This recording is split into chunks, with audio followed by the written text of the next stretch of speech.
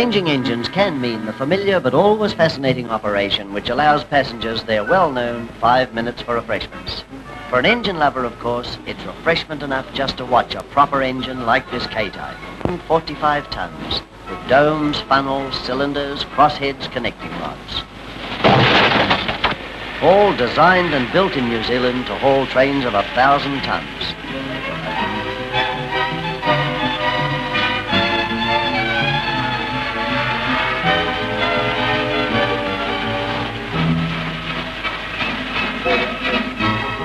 Yes, a real live engine breathing real live steam. Long-lived identities they are too. This little old girl, over 80 years old, is still at work in the docks of Littleton.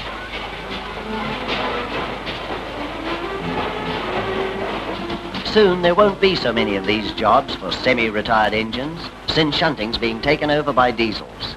Motor lorries on rails, I call them privately, but they're cheap to run and can haul 500 tons or more. Suburban passenger trains seek diesel-electric help until electrification of the line is completed. Where it is complete, multiple-unit electric trains are clean, comfortable and speedy. They cruise along at 45, need no coal in the yards, and put no smuts in your eye.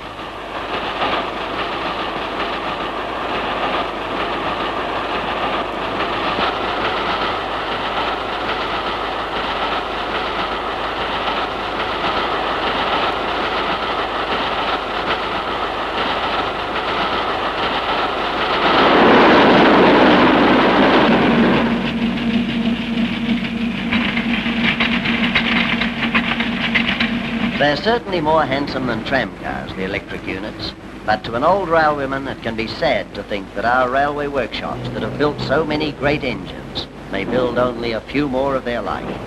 It was steam that pioneered the railways, opening up the heart of the country.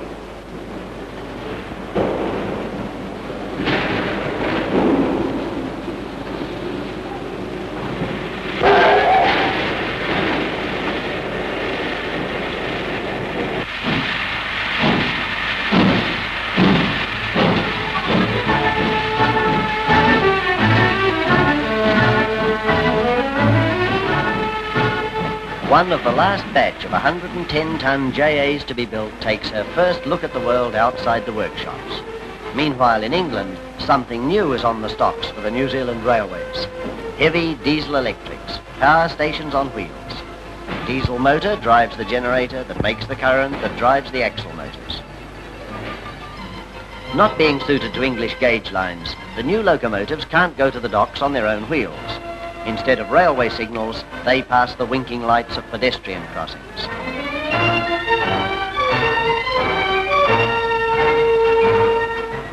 Arrived and on test on the main trunk, the first diesel-electric proves itself more powerful than an oil-burning KA and cuts costs by a third.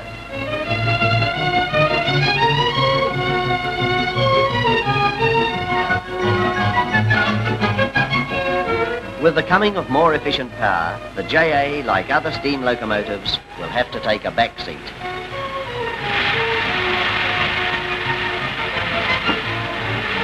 EW articulated electrics can give twice the speed of steam on heavy gradients and have about half the running costs.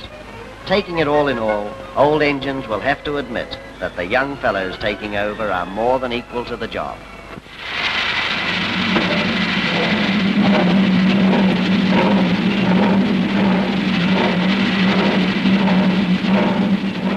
Rolling out of the Dunedin sheds comes New Zealand's latest steam locomotive, the latest and the last.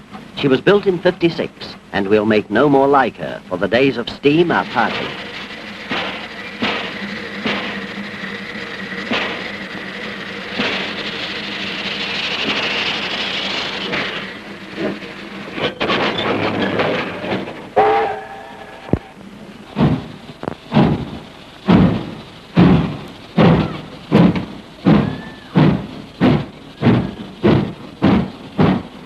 For many years yet, young boys and old boys will see the big steam engines leaving their trails of smoke behind them, huffing and puffing out history with every turn of their wheels.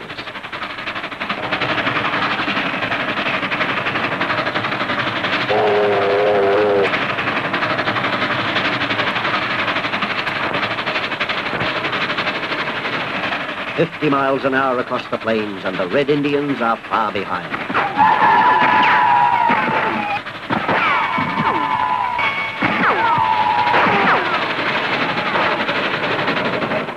Rail cars are the thing today. Except on the main trunk lines of both islands, they've replaced the passenger expresses. With their speed and quick acceleration, they beetle over the steep grades and twisting tracks of our railways. On 9 services from Auckland to the west coast, arrival times for passengers are well ahead of the old-time schedules.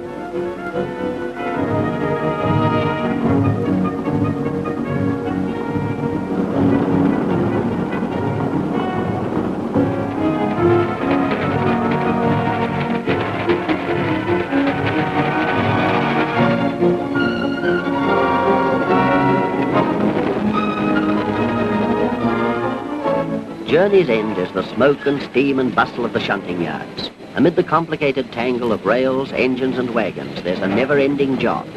Breaking up trains and putting together new ones goes on night and day.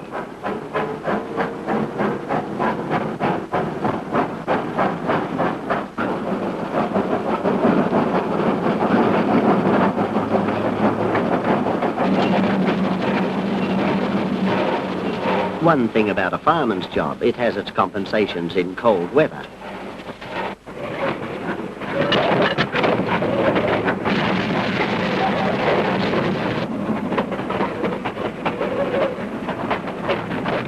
Up and down the country, the old engines, the Cs, the WWs and the BBs, push and haul the wagons. But they're wearing out, and diesel shunt engines are taking over. The efficient, economical diesels can work round the clock without stops for fuel and water. As yet, only Wellington's yards have entirely lost their smoke and grime, and perhaps something of their interest for small boys.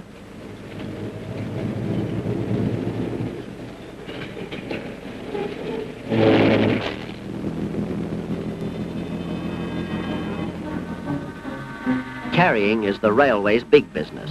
Fridges and space heaters, bridges and egg beaters are loaded on and off the trucks from Kaikoui to Riverton.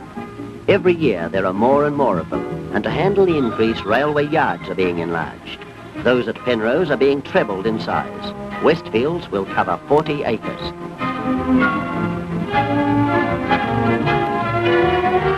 New wagons for the new yards are trucked from shipside to workshop. Prefabs, they are assembled in the local railway shops. 2,300 of these have been ordered, and every one will be needed to deal with the ever-increasing goods traffic.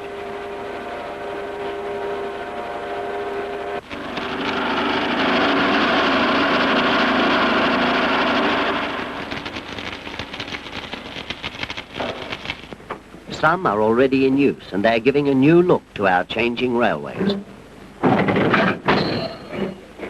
There are changes in maintenance too.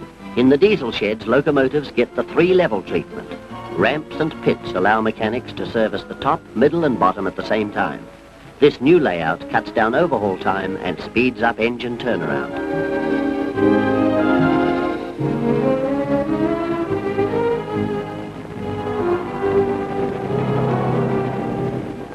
This goods train has started the long haul down the North Island from Auckland. It will stop at stations and sidings, pick up bulldozers and razor blades, swap razor blades for sheep and sheep for onion plants, carrying the produce of half the island to the ports.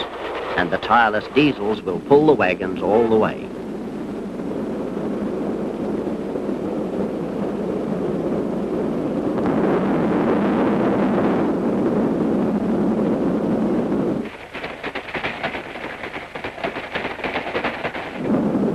Between Auckland and Frankton, more double track is being laid. Not so long ago, one of these trains would have to fret impatiently at a station while the other went through. Delays are getting fewer and shorter.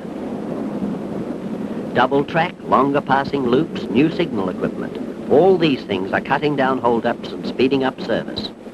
Moving south, the train comes under the eye of yet another labour saver, a central control station. Centralised traffic control is fairly new. It means that traffic on anything up to 100 miles of track can be controlled by one man. He knows where every train is and what it's doing. If there are any traffic snarls, he untangles them.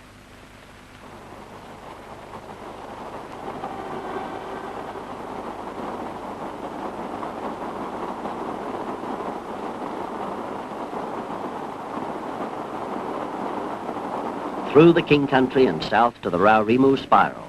The passenger expresses pant through here at night. It's only the diesel drivers who see beyond the tortuous twists and bends of this fantastic mountain line. Over this switchback track, the diesels come into their own. On steep grades, steam locos can't come near them. Now there are fewer stops for water, and the sound of toiling steam isn't heard so often in the bush.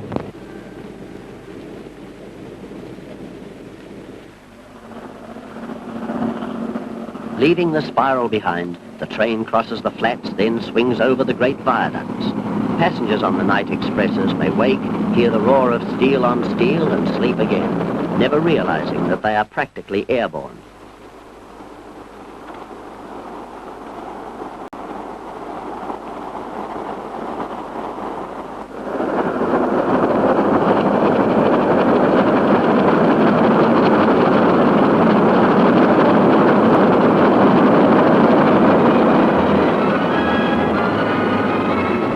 A lot of country has been left behind as the train moves south towards Wellington, towards the port.